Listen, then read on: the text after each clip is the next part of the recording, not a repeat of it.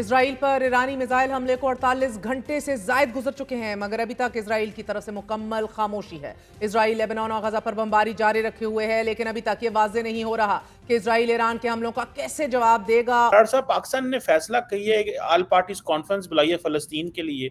आपको नहीं लगता कि ऑल पार्टीज कॉन्फ्रेंस तो पाकिस्तान के मसलों के लिए बुलानी चाहिए? हम डोमेस्टिक इश्यूज के ऊपर हमारा कंसेंसस कोई नहीं है और हम चले हैं फलस्तीन के लिए। ईरान का इजराइल पर मिसाइल हमला पाकिस्तान एयर ट्रैफिक कंट्रोल को नई डायरेक्शंस जारी कर देंगे। मैंने कहा एक ही हो जाए, मतलब ये वो वही पराई शादी में अब्दुल्ला दीवाना, ये कहीं शामिल तो नहीं होने लगे। ईरान की तरफ से वो कह रहे हैं कि जी ईरान के साथ मिलकर यहूद और नसारा पर जो है वो हमला करेंगे। अवाम के तो यही इमोशंस है ना, वहाँ पे पब्लिक के तो यही जज्बात होते हैं। मैंने कहा कि हुकूमत भी पागल तो नहीं होगी। मुशाहिद साहब, ये इजराइल पर जब से ईरान ने हमले किए हैं, ये कहा जा रहा है कि इस खित्ते में एक नई जंग शुरू हो सकती है। आप देखें, जनरल सुलेमान कासिम को टारगेट किया गया, हिजबुल्लाह के सेक्रेटरी जनरल इस्माइल हानिया को तेहरान में टारगेट किया गया, हसन नसरुल्लाह को भी टारगेट किया गया है।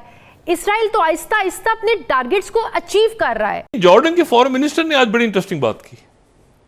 उन्होंने कहा जॉर्डन किसी सूरत कोई बैटलफील्ड नहीं बनेगा।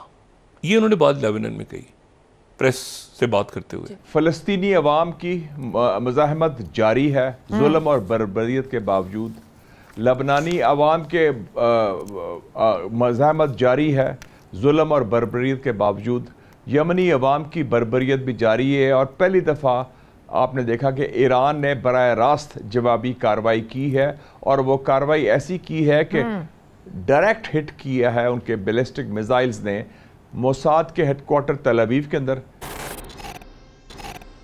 नमस्कार, जय हिंद दोस्तों। तो दोस्तों, फ़िलिस्तीन, लेबनान और ईरान के बाद अब पाकिस्तान भी मुस्लिम दुनिया का खलीफा बनना चाहता है, लेकिन शायद पाकिस्तान ये भूल रहा है कि ये भारत नहीं है जो बार बार उसकी गलतियों को माफ़ कर देता है। इसको इजराइल कहते हैं, और पाकिस्तान ने इजराइल के साथ बड़ी लकड़ी लेने की कोशिश की तो पाकिस्तान का पता भी नहीं चलेगा कि इजराइल उसको कब पाकिस्तान के अंदर घुसकर ही उसका सफाया कर गया। दरअसल इस समय पाकिस्तान के अंदर जितने भी मौलवी और नेता हैं वो सभी ये बोल रहे हैं कि सभी पार्टियां एक होकर इजराइल के खिलाफ कुछ एक्शन लें, वरना हम मुस्लिम दुनिया का खलीफा बनने में पीछे रह जाएंगे। कुछ पाकिस्तानी मौलवियों का तो यहाँ तक कहना है कि पाकिस्तान को अपनी सेना ईरान भेजनी चाहिए इजराइल के खिलाफ लड़ने के लिए, जबकि कुछ पाकिस्तानी जो इजराइल के बारे में थोड़ा बहुत जानते हैं उनका कहना है कि आधे से ज्यादा अरब देश इजराइल के डर से चुप हैं और अपनी आंखें बंद करके बैठे हुए हैं, तो हमें इजराइल से क्यों दुश्मनी ली, हम पहले से ही कंगाल बैठे हैं और कंगाल क्यों होना। जबकि इजराइल ऐसा देश है कि अगर उससे गलती से भी दुश्मनी कर ली तो वो हमें छोड़ेगा नहीं, और हम दोनों तरफ से, एक तरफ से भारत और दूसरी तरफ से इजराइल, हमारा सफाया और खात्मा होना तय हो जाएगा। और यही वजह है कि पाकिस्तान के अंदर ही खुद नेता और मौलवियों के अंदर मतभेद हैं, और उनका कहना है कि हमें इजराइल से दुश्मनी नहीं लेनी है, जब पूरा अरब देश कुछ एक्शन लेगा तो हम भी उनके पीछे लग जाएंगे, जबकि डायरेक्ट इजराइल से किसी तरह की दुश्मनी लेना मतलब पड़ी लकड़ी लेना है। चीमा साहब, सबसे पहले तो मैं आज का जो ब्लॉग है, एक इस्लामाबाद पुलिस का एक कांस्टेबल है हामिद शाह, उसके नाम करना चाहूंगा। वो 1988 में उसने पुलिस फोर्स इस्लामाबाद की ज्वाइन की और 3 महीने उसके रिटायरमेंट में रहते थे। और जो हमला किया गया केपीके की तरफ से पंजाब के ऊपर, इस्लामाबाद के ऊपर, उसमें वो शहीद हुआ है। और आज मैं उसके नाम ये ब्लॉग क्यों करना चाह रहा हूं, इसकी भी एक बड़ी सिग्निफिकेंट रीजन है। इस कौम के आवारा लौंडे लपाड़े जो हैं उसके बारे में कहते रहे हैं कि ये नस्वार खाता था और इसका वजन 140 किलोग्राम था, इसको हार्ट अटैक होना ही होना था, और इसको हार्ट अटैक हुआ और हमारे पेटे पड़ गए। ये ट्वीट किए जा रहे हैं, मजाक उड़ा रही है आपकी कौम।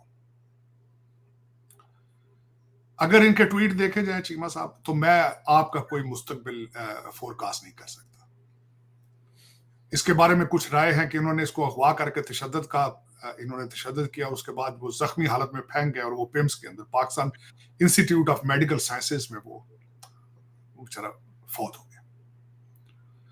लेकिन उसके बारे में ये राय देना कि 140 पाउंड का था और 140 किलोग्राम का था, उसका केजी वेट था, नस्वार खाता था और इसको हार्ट अटैक होना ही था, ये हमारे हाथों में मर गया है, ये कुछ जस्टिफिकेशन है। और उसके बाद चीमा साहब, एक तो मैं आज उसके बारे में बात करना चाहूंगा, और आपके इस वक्त अगर देखा जाए जिस तरीके से आपके स्टेट के ऊपर अली अमीन गंडापुर ने खैबर पख्तूनख्वा के सूबे से अटैक किया है, और जो उसके मैंने मनाजर देखे हैं, जो हवाई उसके जो मनाजर बनाए गए, जो जिस तरीके से आंसू गैस फेंकी जा रही थी, आपका क्या ख्याल है इसको भारत और इसके जो दूसरे एससीओ के जो मेंबर हैं, आपका क्या ख्याल, उनकी एजेंसियां नहीं देख रही इनको? जहां रशिया का प्राइम मिनिस्टर आएगा, यहां पे चाइना का प्राइम मिनिस्टर आएगा, आपका क्या ख्याल है कि वो सोए पड़े हैं, वो नहीं देख रहे सारा कुछ? क्या मंजर पेश कर रहे हैं आप? ड्रोन से जो तस्वीरें मैंने इस्लामाबाद को जलते देखा है, उसमें मैंने एक कंक्लूड कर दिया कि पाकिस्तान हार गया है, आवारगी जहालत जीत गई है। आज मैं समझता हूं कि चाइना जस्टिफाई करेगा कि वो ना आए, रशिया जस्टिफाई होगा कि वो भी अगर ना आए, इसी को बहाना बनाकर कराची हमले को बहाना बना लिया जाए। 12 एम्बेसडर्स के ऊपर जो हमला किया गया है, अगले दिन अगर उसको वजह बना लिया जाए, आपका क्या ख्याल है? मैं हर जी शऊर, मैं ये अवारा लौंडे लपाड़ों से नहीं, जो आपके सेक्रेटरी एस्टेब्लिशमेंट के जो ऑक्सफोर्ड और हार्वर्ड से पढ़ के गए हैं, मैं उनसे पूछना चाहता हूं, आपका क्या ख्याल, उनको आना चाहिए यहां पे आज? डॉक्टर जयशंकर साहब से पूछना चाहूंगा मैं आज, आप 9 साल के बाद आ रहे हैं, 9 साल के बाद फिर एक शख्स ने उनको डी चौक में आके खिताब करने की दावत दी है। क्यों भी वो उनको क्यों भी उन्होंने बुलाया तुमने? ये उनका प्रॉब्लम है कि अगर तुम अकल तुम्हारी खत्म हो चुकी है, तुम बिल्कुल आउट ऑफ माइंड हो, तुम अगर पागल हो चुके हो, तो उसमें डॉक्टर जयशंकर को क्यों बुला रहे हो अपने घर पे? उनके पास क्या हल है तुम्हारे जिनों का, जिनों के साथ जो चलाते काले बकरे? क्या डॉक्टर जयशंकर काले बकरों पे बिलीव करता है, जो आप जिनके जरिए आप 4 साल हुकूमत चलाते रहे हो? डॉक्टर जयशंकर को इस कैलिबर का समझते हो? आ गया तुम्हारे कालों वाले बकरों वाले आके जलसों में वो आके तुम्हारे ऊपर तकरीर करें और एड्रेस करें, तुम उन्हें कहते रहो कि आओ यहाँ पे हमारे डेमोक्रेटिक प्रोसेस का हिस्सा बनो, और जाके मुर्शद से पूछो उसने कौमी असेंबली से रिजाइन क्यों दिया था? वो डेमोक्रेटिक प्रोसेस था? वो पंजाब असेंबली से जो इस्तीफे दिए गए थे, वो डेमोक्रेटिक प्रोसेस था? आज वो कहता है मैंने सियासतदानों से बात नहीं करती, मैंने अपने वालिद से बात करनी है। मैं कोड उसकी बात करना चाहूंगा। कहते थे जनरल बाजवा वालिद होता है, आर्मी चीफ वालिद होता है। वो कहता है मैं छोटे बच्चों से बात नहीं करूंगा, अपने बाप से बात करूंगा। आज तड़प रहे हो आपके मेरा बाप हमें गोद उठा ले। चीमा साहब, देखा जाए तो इस वक्त जो चंद मैं वाकयात पेश करना चाहूंगा, इनको देखते हुए आपका फ्यूचर जीरो, नेगेटिव। अब वो किस तरह है? चीमा साहब, अगले दिन जो अरेस्ट किया गया, 200 अफगानी यहां पे आए,